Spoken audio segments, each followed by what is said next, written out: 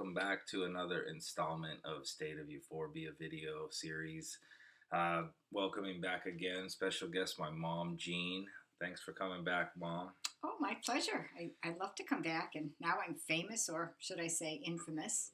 I won't think we get that many visitors yet, but we'll see. Anyways, thanks for tuning in. My mom here, she's from the East Coast. She traveled from Worcester, Mass, where they had a record snowfall this past winter. The most snowfall of anywhere, any city in the United States. Yeah, that's what I just said. So, just kidding. Anyways, here to talk about a couple things, just kind of off the cuff and otherwise. But Mom just helped me get some of my place organized, which was a lot of help. So thanks, Mom. Well, my pleasure. I have that. It's a gene. You either have it or you don't. I inherited it from my mother, and it's what I call the organizing gene, or I am the organizing gene. Well, I have not gene. I am messy. Yes, as can be. But anyways. Thanks for your help and getting some of our stuff in line. We've got Mom helped me get a lot of stuff sorted and packed up. My brother and I got some of it out of here and donated it to people in need. So that was good. And it feels good to get rid of stuff. It helps get the feng shui in line, and it also feels good to give stuff to people that need it. So, and the stuff's always there reminding you that it's there, but when you get rid of it, usually out of sight, out of mind. So we probably both have the turmeric stains because we drink the turmeric water every day. I got Mom into it, into juicing, so cheers to that. I'm actually 90 years old, and since I have been using Angelo's juicing and turmeric technique, you can see I don't look 90. I look, actually, in all seriousness, though, you look great for your age. Oh, thank you. Maybe 65 this year. Going to be 65 the day after you turn 39. That's right. So we're both doing all right. We are. Aside from some a little bit of seizures that I've been having, those have seemed to have been getting better for me lately. But I want to talk about a couple of things. In the wintertime, I talked a lot about depression and kind of going through that, the seasonal effectiveness, and kind of ironically, I suppose, the light for our show is from this lamp that's behind the camera. That's purpose is actually for helping with seasonal effectiveness disorder. But you've had some experience with suffering from depression, and what are some of the techniques that you use when you feel most down with depression? Well, I do have seasonal affective disorder, but unlike most people, it doesn't affect me in the winter. And even though this was the endless winter with endless cold and endless snow, 139 inches of snow in Worcester, I was not depressed. I was antsy and anxious to get outside, but my seasonal affective disorder usually comes in the spring. And that's kind of odd because that's when people start to feel better, and for me, that's when I get it. I don't get it every year, and so far this year, I have not had it. Although back in Massachusetts, we're still waiting for spring, so let's stay tuned for that one. But I keep busy. My secret is to keep busy and to have things in my life that I enjoy, but also things in my life that are meaningful. So to get up, get out of bed every day, knowing that somebody, whether it's my job or my children or my mother, something needs me.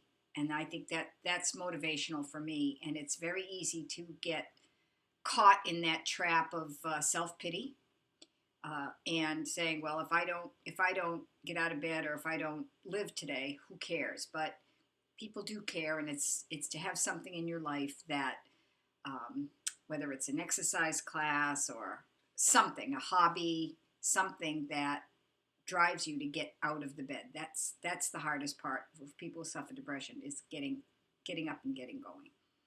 So, and I also know, because I've had this, I was actually hospitalized for this when I was 14 years old. So I've had it over 50 years.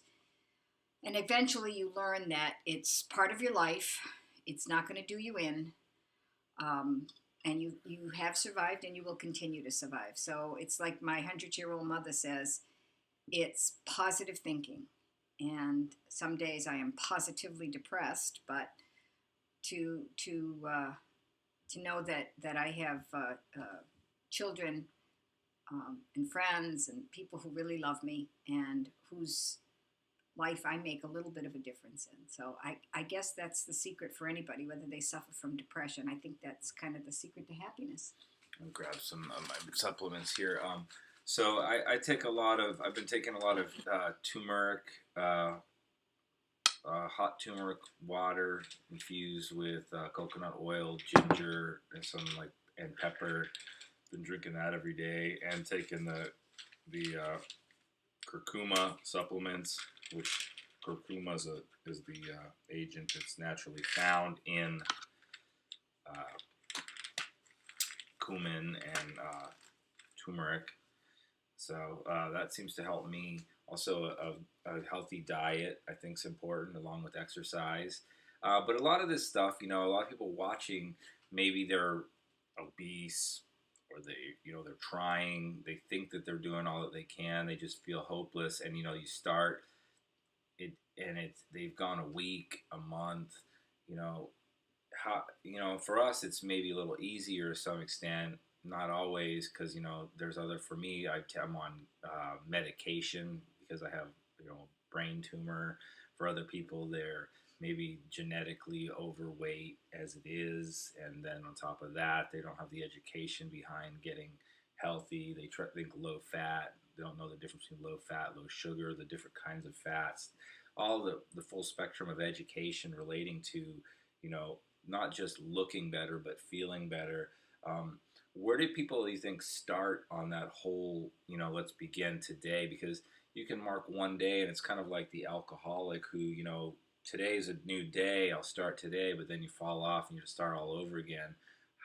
How would you think someone like that would approach that sort of scenario? Well, I think that, as you and I have both demonstrated with our issues, is that you are your best physician, and you have to know your body. And I think what a lot of people fall into the trap is the quick fix.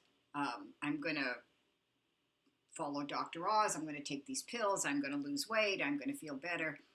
And it's just not going to happen. So in order to feel better, to lose weight, there's three major components that we do have in our control. And that's diet, exercise, and stress management. I eat pretty well. What kind of things do you think diet? Let's break those down into diet. What do you think is an important part of your diet? Well, I think to eat natural foods in moderation. Whole foods. Real foods. I kind of separate that. And I remember one time you went to a friend's house when you were a little boy, and you came home and you said, "Mom, they don't have real food." And that was your first exposure to people going into the freezer and take something out and pop it in the microwave.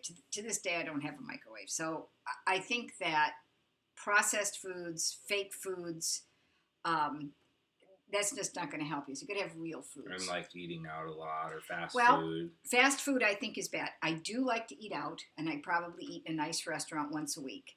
And so that's fine. Yeah. It's just that when you prepare your own food, you know what you're getting. Right. And also it doesn't take as much of a toll on your wallet. Right. But I just feel the social thing. I certainly don't go out to eat alone. But if my friends and I want to go out on the weekend, we usually pick a nice place. We don't go to fast food places. A nice place, have a nice craft beer and a nice dinner. I don't worry about that, even if I have like fried clams or something like that. I don't worry about it because I know for the other 20 meals during the week, I've been good. I've brought my own lunch. And that ties into stress management too. You can't set such rigid boundaries on your life that having the strict diet sometimes can lead you to stress. Right. So that's part to talk more about the stress management. That involves also getting good sleep and having a consistent regimen. Would you say? It is, and my stress is. I worry about my children and my grandchildren because I'm not here. I hope to move to the West Coast within the next couple of years.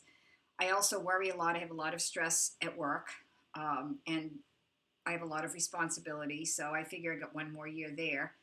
And my 100-year-old mother, for the most part, she's good. She did have a little setback, and she, with her dementia, she doesn't understand what's happening to her, and so she becomes agitated, and I can't comfort her. It's almost like a child, and I want to comfort her, and I want to take her discomfort and disorientation away. So that's my stress. But learning to manage it and knowing, I start my day with prayer, and I say, God, I have no control over these things, and ask for patience and wisdom to keep things in the proper perspective and not let it make me ill, because that's what it does. When you have a lot of stress, it'll make you ill. Yeah, absolutely.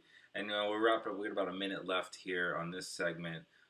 You have the stress you talked about. What is the third component that you Exercise. mentioned? Exercise. Talk about that real quick. Well, we need to have physical and mental exercise. So I like to read. I like to learn things. And I try to walk every day. This has been a rough winter because you couldn't walk. The sidewalks were icy and snowy. So I'm paying the toll for that now. So my goal is to get back in shape with walking every day. Actually, the elevator in my building was out for a month, and I live on the 4th floor. So that was good for me, And so I think I'll stay with that and not go back to it. So, but again, all things in moderation. So. All right, yeah, and also, you don't have to be a super athlete or marathon runner either, because, everything in moderation. But we'll be back with part 2 real quick. I thank my mom for coming and joining us for part 1, and we'll be back just one second. Thanks, Angelo.